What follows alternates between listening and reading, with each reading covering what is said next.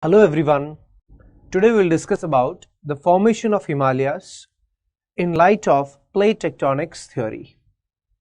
Now, as we already know, plate is a technical name given to the two hard lithospheric slabs, continental and oceanic crust. The nature of the plate, movement of the plate and the resultant outcome, that is called as plate tectonics. Now, with one of the plate tectonics movement, which is convergent plate boundary, let us discuss the formation of the Himalayas along with the upliftment of this Tibetan plateau. Plate tectonics theory explains that formation of Himalaya and Tibetan plateau goes back to 60 million years ago,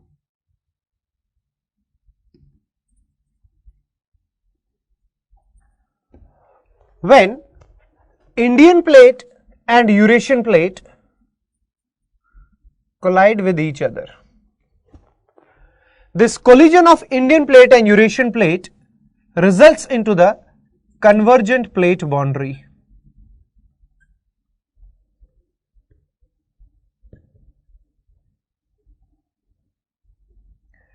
And this convergent plate boundary was continental and continental. Now all this has not happened in a one day. It might have taken lot of time. Initially, what might have happened at that time, according to the plate tectonics theory, Indian plate, as it was moving towards north, in between there exists a narrow and a shallow Tethys sea. Initially, Tethys ocean floor, or we can say Tethys oceanic lithosphere, would have been subducting northward below Asia. According to the given figure, this is continental Indian plate. In between there was narrow and a shallow Tethys sea, and this was your Eurasian plate.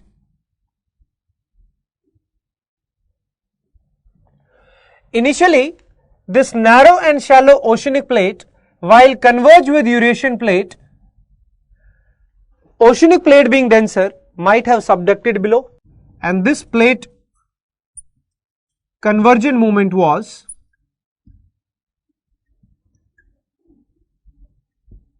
ocean continental convergence. It was similar to that of at present as we have convergence between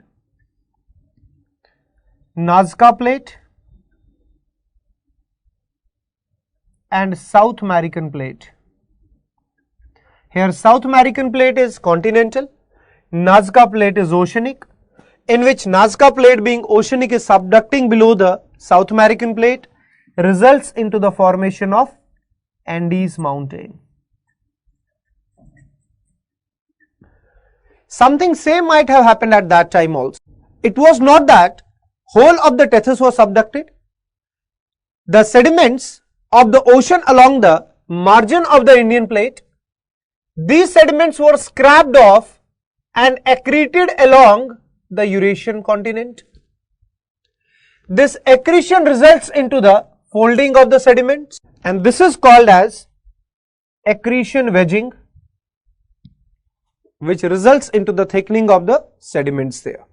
Now, the movement of Indian plate slowed to 4 to 6 centimeter per year. This interpreted the beginning of collision between Indian plate and Eurasian plate.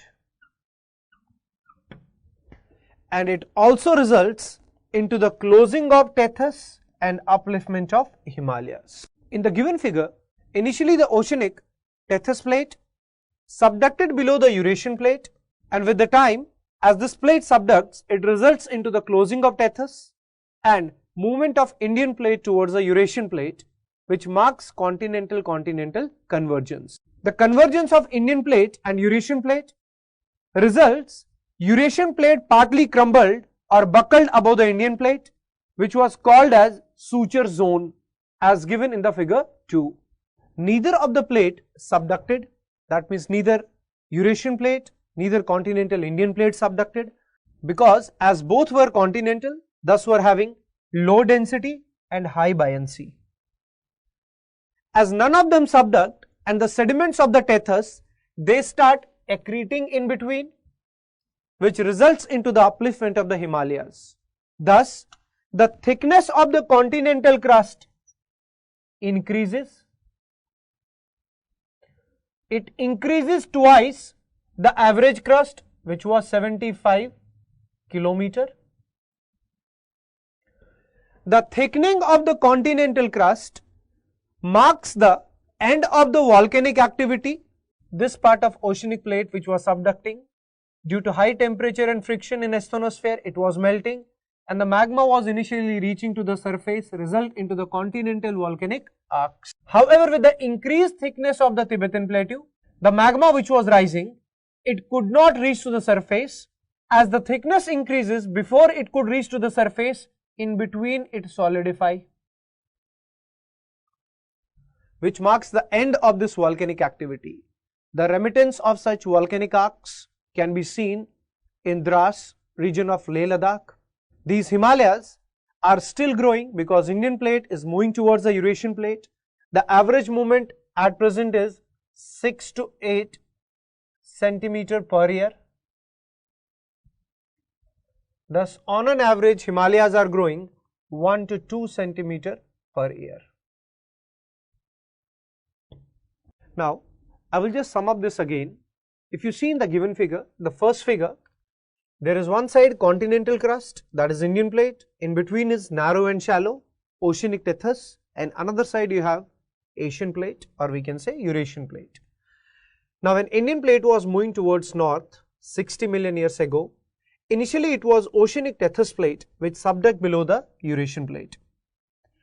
With the subduction, plate has melted and initially there was volcanic activity over the Eurasian plate. However, as soon as the tethys plate subducts, meanwhile the continental Indian plate starts moving northward and the sediments of the tethys begin to accrete along the margins. As Indian plate further move towards the north, it results into the collision between Indian plate and Eurasian plate and results into the upliftment of the Himalayas. This conversion results into the folding and faulting, thus increase the thickness of the crust.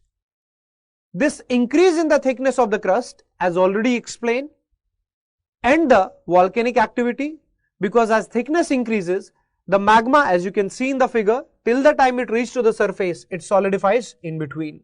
The remittance of these volcanic arcs can be still seen in such area. Thus, as this Indian plate moves now towards Eurasian plate, the Eurasian plate crumbled over the Indian plate, which results into the formation of suture zone.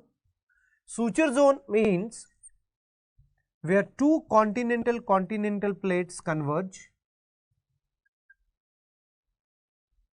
and it is marked by high mountain ranges.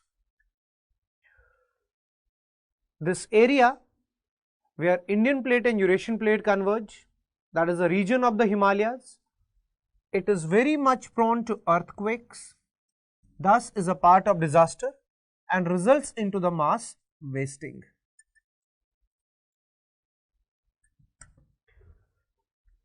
This was the whole mechanism according to the plate tectonic theory, how the Himalayas are formed and results into the upliftment of Tibetan plateau. In the end, you can go through a video. This video is made by Geological Society of UK, which has explained in brief the detailed formation of these Himalayas in different stages. Thank you.